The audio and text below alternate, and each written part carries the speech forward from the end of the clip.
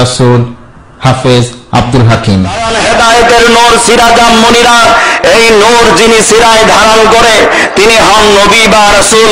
বেলায়েতের জামানায় সেই রসুল পাক সাল্লাল্লাহু আলাইহি সাল্লামের নূর মোবারক যিনি সিরায় ধারণ করতে সক্ষম তিনি হন জামানার ইমাম, তিনি হন আল্লাহর মহান বন্ধু। মুক্তিগামী ভাইরা, এজন্য আল্লাহ রাব্বুল আলামিন কোরআনে ঘোষণা করেছেন, ওমাই ইউদলিল ফালান তাজিদা লাহু ওয়ালিয়াম মুরশিদা। আল্লাহ রাব্বুল আলামিন ফরমান, দুনিয়ার কোন মানুষ যদি হেদায়েত লাভ করতে চায়, হে রাসূল আপনি আবু জাহেলকে যত দাওয়াত দেন, আবু জাহেলের কপালে আমি মুর্শিদ রাখি নাই, আবু জাহেল আপনাকে মুর্শিদ মানবে না।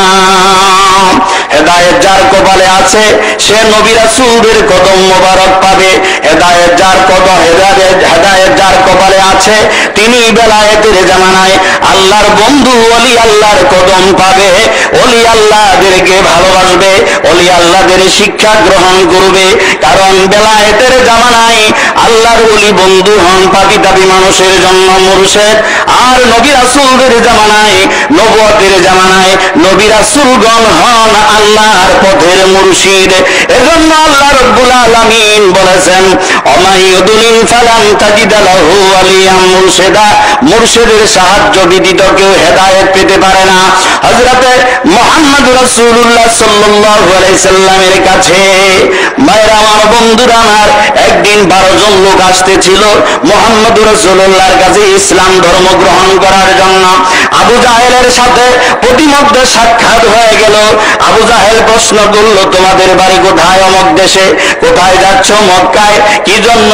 যে আখিরি পয়গম্বর মুহাম্মদ রাসূলুল্লাহর কাছে যাইতেছি তার ইসলাম গ্রহণ করার জন্য। আবু জাহেল বললেন, সে কি সত্য নবী না ভণ্ড নবী? তা তোমরা যাচাই বাছাই না করে বাপদাদার ধর্ম কি জন্য নষ্ট করে বসছো? তাকে যাচাই করো আগে, সে সত্য নবী না ভণ্ড নবী। তারা বললেন, আমরা কেমনে পরীক্ষা করব, কেমনে যাচাই করব? আবু জাহেল বললেন, চলো আমি তোমাদের সাথে যাব, আজকে যাচাই করব। আবু জাহেল খোলা তরবারি লইয়া আল্লাহর মহান বন্ধু আমাদের জানের নবী প্রাণের নবীর মাথার উপরে তরবারি ধরে বললেন, মুহাম্মদ দেবদেবীর নিন্দা করো, মূর্তি পূজার নিন্দা করো, যদি আজকে প্রমাণ দিতে না পারো তুমি সত্য নবী না ভণ্ড নবী। আল্লাহর মহান বন্ধু জিজ্ঞেস করলেন, কি প্রমাণ দেখিতে চাও? আবু জাহেল বললেন, পূর্ণিমার চাঁদ আকাশে উদিত হয়েছে, এ চাঁদ যদি তুমি দ্বিখণ্ডিত করে দেখাইতে পারো আমরা বিশ্বাস করব তুমি সত্য নবী। আল্লাহর মহান বন্ধু মুহাম্মদ রাসূলুল্লাহ সাল্লাল্লাহু আলাইহি ওয়াসাল্লাম ছিলেন তাখাল্লাকু বিআখলাকিল্লাহ, আল্লাহর চরিত্রে চরিত্রবান, আল্লাহর নূরে তিনি ছিলেন নূরী, আল্লাহর জ্ঞানে তিনি ছিলেন জ্ঞানী। আল্লাহর মহান বন্ধু আকাশের দিকে শাহাদাত আঙ্গুল উঠাইয়া চাঁদের দিকে ইশারা করলেন, সাত্তাল কামারু বিইশারাতিহি। ইশারা করা মাত্র আকাশের চাঁদ দ্বিখণ্ডিত হয়ে গেল। সুবহানাল্লাহ। মুক্তিগামী ভাইরা, আল্লাহর মহান বন্ধু মুহাম্মদ রাসূলুল্লাহ সাল্লাল্লাহু আলাইহি ওয়াসাল্লামকে আবু জাহেল জাদুকর বলে আখ্যায়িত করলো। এই 12 জন মানুষ আল্লাহর মহান বন্ধু কদমে লুটিয়ে পড়ে তারা পড়ে নিল, লা ইলাহা ইল্লাল্লাহু মুহাম্মাদুর রাসূলুল্লাহ সাল্লাল্লাহু আলাইহি ওয়াসাল্লাম। আল্লাহর বন্ধু যারা হয় তাদের ভিতরে আল্লাহর গুণ ক্ষমতা প্রকাশিত হয় তাদের মাধ্যমে। প্রত্যেক নবী প্রত্যেক রাসূলদের মাধ্যমে আল্লাহর গুণ প্রকাশিত হয়েছে। বেলায়েতের জামানায় যারা ওলি আল্লাহ হবে, পীর হলেই চলল না, শুধু মুর্শিদি গান শিখলেই পীর হওয়া যায় না। ভাইরা আমার, বন্ধুরা আমার, মুর্শিদ হলো আল্লাহর মহান বন্ধু যাদের যোগ্যতা নবী রাসূলদের ভিতরে ছিল অলৌকিকত্ব, আল্লাহর ওলি বন্ধুদের ভিতরেও থাকবে অলৌকিকত্ব।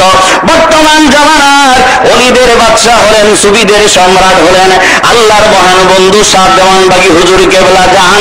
আল্লাহর মহান বন্ধুর ভিতরে হাজার হাজার অলৌকিকত্ব দেখা যায়।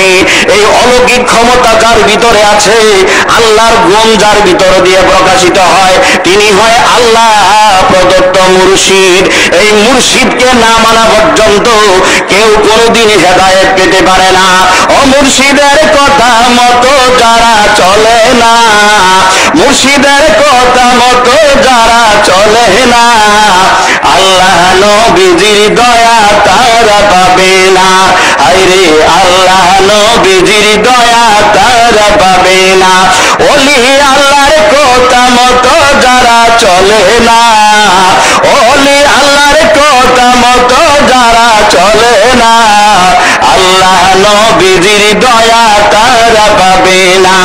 আরে আল্লাহ নবীজির দয়া তারা পাবে না।